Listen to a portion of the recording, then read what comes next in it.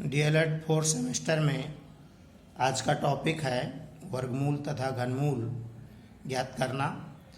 पिछला टॉपिक भी यही था, लेकिन हमने कहा था कि हमारे सिलेबस में वर्गमूल और घनमूल को थोड़ा विस्तृत दिया गया है, इसलिए हम उस पर विस्तृत चर्चा करेंगे।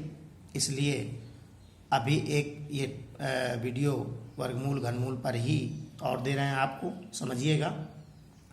ये हम बता चुके हैं कि वर्गमूल की दो विधियां होती हैं, एक गुणनखंड विधि और एक भाग विधि। ठीक है, पुनः हम उदाहरण लेकर के और अब हमने एक ही क्वेश्चन में दोनों विधियों को समझाया है ताकि आप अंतर समझ सकें कि दोनों विधियों में अंतर क्या होता है। देखिए, एक एग्जाम्पल है 62,500 का गुणनखंड विधि और भाग विधि से वर्गमूल ज्ञात कीजिए। तो पहले हमने 62,500 के गुणनखंड किए हुए हैं। देखिए, गुणनखंड आपके पहले 2 से कट रहा था, 2 से काटा, और हमने पिछले वीडियो में भी यही कहा था कि अगर आपको गुणनखंड में दिक्कत नहीं है तो लासा मासा, जो कि आप पिछले सेमेस्टर में पढ़ चुके हैं, और गुणनखंड एक ऐसी चीज़ है जिसका यूज कई जगह होता है। जैसे अब यहीं पर वर्गमूल में ही हो रहा है, घनमूल में भी होता है, तो गुणनखंड का आना बहुत आवश्यक है। इसलिए जिस किसी भी स्टूडेंट को गुणनखंडन में अगर कोई दिक्कत हो तो हम उसको यही सलाह देंगे कि आप गुणनखंड का थोड़ा अभ्यास करें, कहीं कोई दिक्कत हो तो डिस्कशन करें।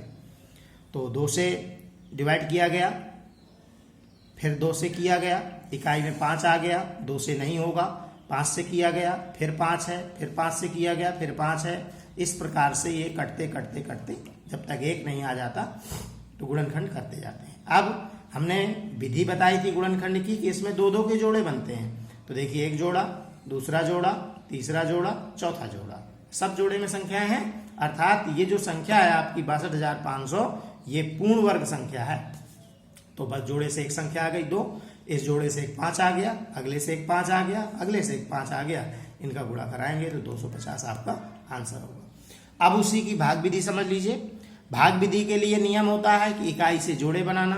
तो पहले आपने जोड़े बनाए, तो दोनों 0 का एक जोड़ा, फिर 25 का एक जोड़ा, 6 अकेला बच गया, बच जाने दीजिए, कोई दिक्कत नहीं। अब आपको ऐसी संख्या ढूंढनी है जिसका उतने ही बार गुणा करें तो 6 से ज्यादा ना जाए। तो 2 दूनी 4, ठीक है, ये 4 में रख के और 6 में 4 घटाया तो शेषफल आपका 2 आया, एक जोड़ा उसके बगल में उतार लिया गया। ठीक है, अब शर्त होती है कि जिससे अभी अभी भाग किया है उसमें उतना ही जोड़ करके नीचे रखते हैं। तो 2 में 2 जोड़ा तो 4। अब आपको अगली बार ऐसी संख्या लानी है बगल में इसके जिससे हम गुणा करें तो इससे ज्यादा ना जाए। तो हमने 5 रखा, 5 का गुणा 45 में कराएंगे तो 5 25 और 5 को 20 2 22, पूरा चला गया, शेषफल 0 हो गया। अभी हमारा एक जोड़ा अंक उतारने के लिए बचा था जो कि है दोनों 0। तो 0 जब आप उतारेंगे और कोई संख्या नहीं होगी तो फिर भागफल में आंसर में आपको एक 0 लगा देना है और आपका यही हो गया आंसर। तो चाहे गुणनखंड विधि से निकाले हो तो भी आपका आंसर 250 है, चाहे भाग विधि से निकाले हो तो भी आपका आंसर 250 है। तो इस प्रकार से ये एक ही क्वेश्चन पर दोनों विधियों को समझाया गया है। देखिए, अभ्यास कार्य के लिए आपको कुछ क्वेश्चन दे रहे हैं, इन क्वेश्चंस को आप देखना है। हमने पहले ही कहा था कि कुछ विस्तृत डिस्कशन करना है वर्गमूल और घनमूल पर। तो ये वीडियो केवल आपको एक क्वेश्चन देने के उद्देश्य से बना रहे थे, आप इसको देख लीजिए। इन क्वेश्चंस को हल जरूर करना है। अगर किसी स्टूडेंट को हल करने में कोई प्रॉब्लम हो तो आप उसके लिए आप हमसे संपर्क कर सकते हैं। कहीं पर किसी प्रकार की दिक्कत होगी, आपकी दिक्कत को दूर किया जाएगा। ये आपके 10 क्वेश्चन हैं, इनको आपको जरूर करना है।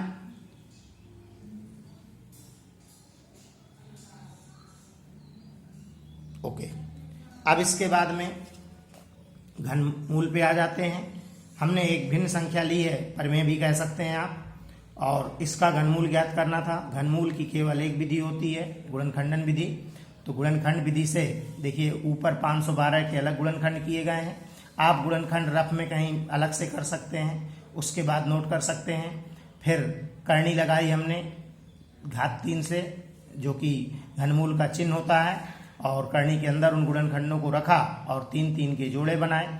तो ऊपर 8 ठो 2 थे, तो यानी कि 3 जोड़े बने, तो 3 ठो 2 आएंगे, और नीचे एक 3 का जोड़ा है और एक 5 का जोड़ा है, 3-3 के जोड़े बनते हैं। तो ये आपका ऊपर का गुणा आया 8, नीचे का 15, तो ये आपका आंसर आ गया।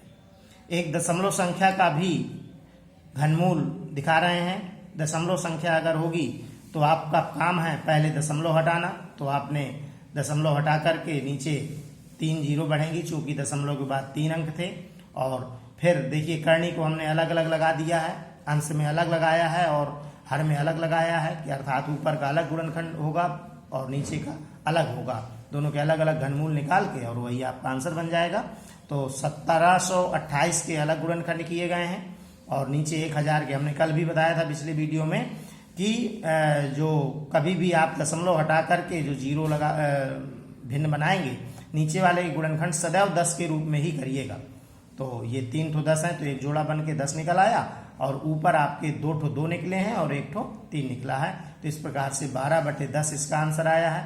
हमने पुनः उसको दशमलव रूप में व्यक्त कर दिया, तो 10 का भाग करेंगे 12 में तो 1.2 आएगा। अब इसके बाद में इस पर भी आधारित कुछ क्वेश्चन हैं, इन क्वेश्चन को देख लीजिए और इनको भी आपको हल करना है। किसी प्रकार की दिक्कत है तो आप डिस्कस करिए। यदि ईश्वर ने चाहा और ये जो इस समय महामारी की भयावह स्थिति चल रही है और ये ठीक हुई तो शीघ्र ही आपसे मुलाकात क्लास में होगी। तो जो भी समस्याएं होंगी उनको क्लास में आमने सामने होकर दूर किया जाएगा। फिलहाल आप लोग घर में रहिए, सुरक्षित रहिए और अपना पढ़ाई करिए। ओके, धन्यवाद।